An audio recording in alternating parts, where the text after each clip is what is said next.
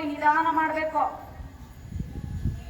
Close ಮಾಡಿ, stretch ಮಾಡಿ, stretch ಮಾಡಿ, ಸ್ಟ್ರೆಚ್ ಮಾಡಿ, ಕ್ಲೋಸ್ ಮಾಡ್ತಾ ಬಂದಿದ್ದಾರೆ. ಸ್ಟ್ರೈಟ್ ಪೊಸಿಷನ್, ನಮಸ್ಕಾರ ಪೊಸಿಷನ್.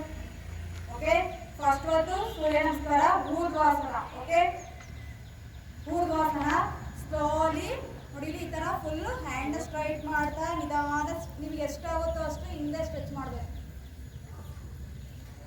ಸ್ಲೋಲಿ. ಮತ್ತೆ ಅದೇ ರೀತಿ ಉಸಿರನ್ನ ಬಿಡ್ತಾ ಮುಂದೆ ನೋಡಿ. ಗ್ರೌಂಡ್ ಟಚ್ ಮಾಡೋಕ್ಕಾಗುತ್ತಾ ನೋಡಿ. ಪಾಮಲ್ಲಿ ಗ್ರೌಂಡ್ ಟಚ್ ಮುಡ್ಸೋಕ್ಕಾಗುತ್ತಾ ನೋಡಿ. ಇಲ್ಲಿ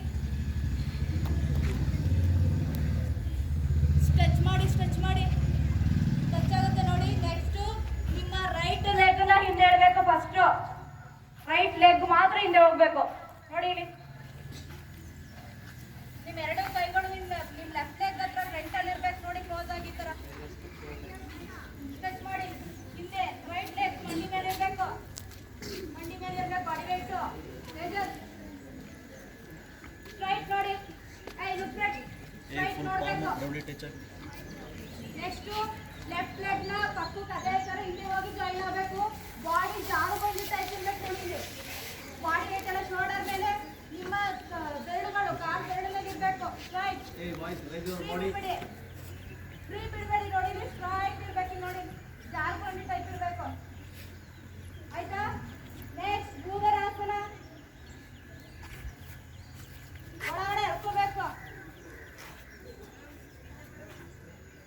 ನೆಕ್ಸ್ಟ್ ಸಾಷ್ಟಾಂಗ ಪ್ರಣಿಪಾತಾಸನ ನೋಡಿ. ಹಿಪ್ ಮಾತ್ರ ಎತ್ತಾಗಿರ್ಬೇಕು ನೋಡು.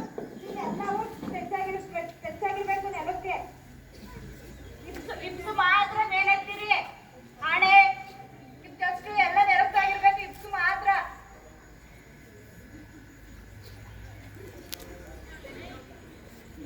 ನೆಕ್ಸ್ಟ್ ಭುಜಂಗಾಸನ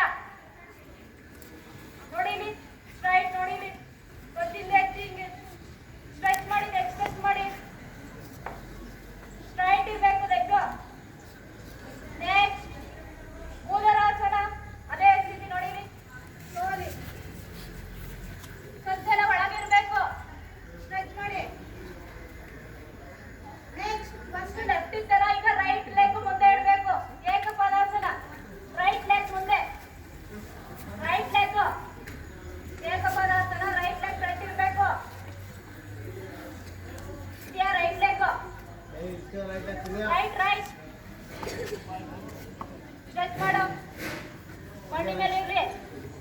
ನಿಮ್ ಲೆಫ್ಟ್ ಮಂಡಿ ಏನಿದೆಯಲ್ಲ ಅದು ನೆಲಕ್ಕೆ ಆಗಿರ್ಬೇಕು. ನೆಕ್ಸ್ಟ್ ಹಸ್ತಪಾದಾಸನ ನೋಡಿ. ಗ್ರೌಂಡ್ ಟಚ್ ಮಾಡಬೇಕು ನೋಡಿ. ಇಲ್ಲಿ ಒಳಗಡೆ ಟಚ್ ಆಗ್ತಿದೆ ನೋಡಿ. ನಿಮ್ಮ ಮಂಡಿ ಟಚ್ ಮಾಡಿ ನೋಡೋಣ. ಗ್ರೌಂಡ್ ಟಚ್ ಮಾಡ.